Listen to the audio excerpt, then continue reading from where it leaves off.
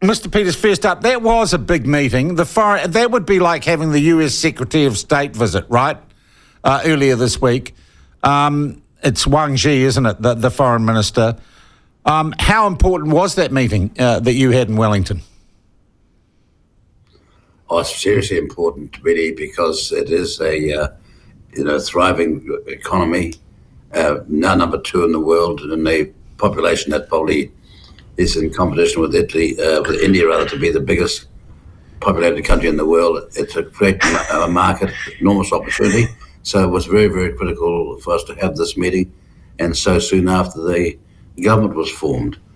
And it was a chance also to renew an acquaintanceship I had with him over the years, but the last time I was in China was 2018. So these are very, very important engagements for our trade and for our standing. And a chance, though, as emphasised by our heads of mission statement, to emphasise that we have an independent foreign policy and always have had one. Was there concern from the Minister that our discussions and a perceived change in this government's foreign policy position towards considering being part of what the second pillar of the AUKUS arrangement, did he want an assurance that we weren't taking sides, as it were, or that we continued to be independent in our foreign policy outlook? Look, Beijing has made its views very clear through its media outlets and also through its ambassador in New Zealand about their opposition to us being members of, having a membership of AUKUS, and be that Pillar 2 or whatever it might be.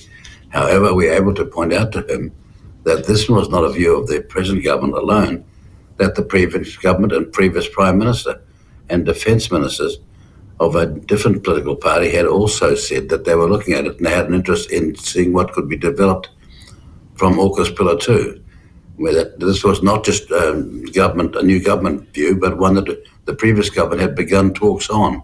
So we have to make our views very clear that we have an independent foreign policy, and though we are friends, when we differ, we've got the right to say so.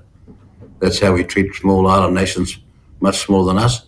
And we expect the same to be the treatment of us, even though those countries are much bigger than us, in the sense that we're all nation countries, and we deserve to be treated as with the full respect that separate nations deserve. Okay.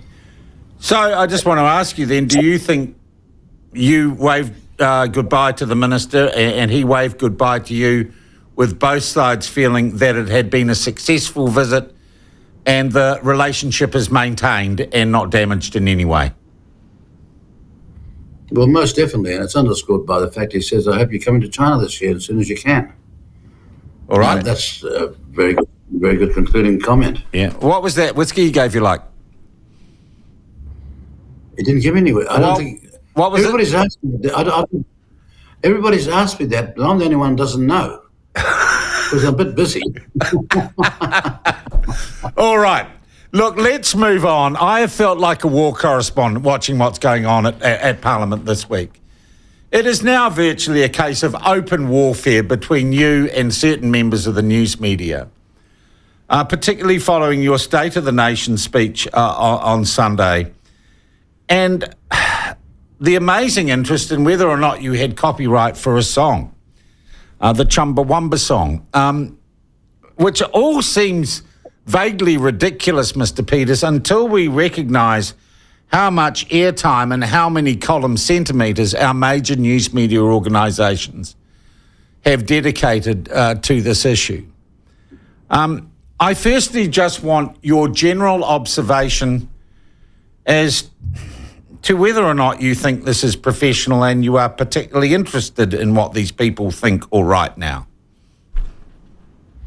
Well, it's not professional, it's amateur hour, and I'm not faintly interested in what they've got to say because they're not got any sense of professional integrity.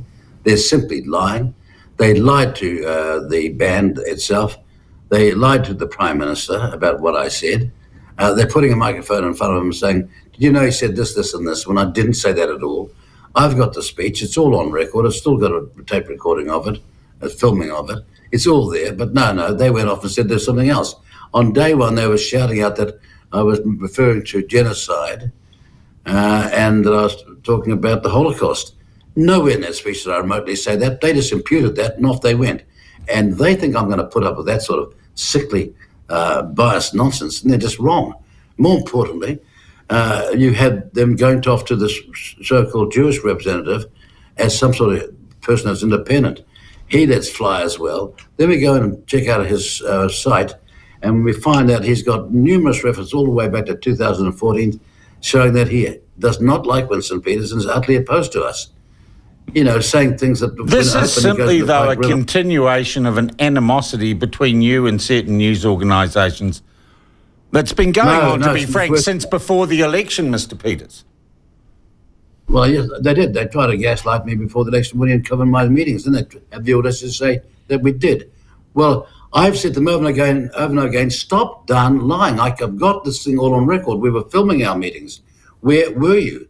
You're turning up to the odd one, but you were not doing any of my meetings where you're going to the opening of a letterbox or an envelope with other political parties. I saw day after day, one leader was eating ice cream, the other one was eating sausage rolls. Day after day, the Greens barely had a meeting.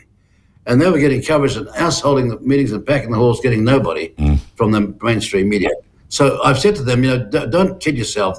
Go and look online. You're losing big time.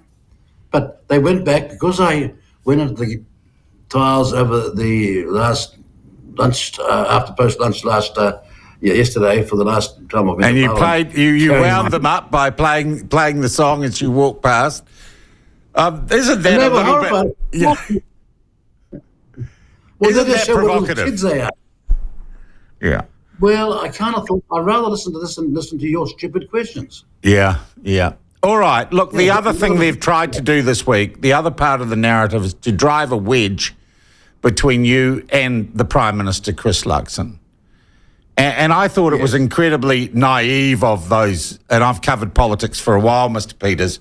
I thought it was incredibly naive for them to suggest that Mr. Luxon has any power under the coalition arrangements to in any way censor or direct you when you are talking to your party or acting as leader of New Zealand First. And their suggestion was he was going to tell you off or tell you to pull your head in. Is that even, him having the right to do that, even part of the coalition arrangement? You put it in a very good way that they were talking about me at a meeting held by New Zealand First in Palmerston North. And that's extraordinary. They would think that somebody else had the right to intervene and say, you shouldn't do this, you shouldn't say that. Now, having said that, Sean, I do think the Prime Minister's got a right to expect certain standards from his coalition partners and me as well. I've got no doubt about that. Okay. But I do not believe I don't believe I've crossed the line at all. I got up and said the party Maoris, Waititi, said that Maori had superior DNA. The moment you say that some people are superior, you're saying others are inferior. And the moment you say that, the way in history that's reacted or responded to is you give bad treatment to the inferior people because you've got a right to, because you're superior. And that's all I'm saying.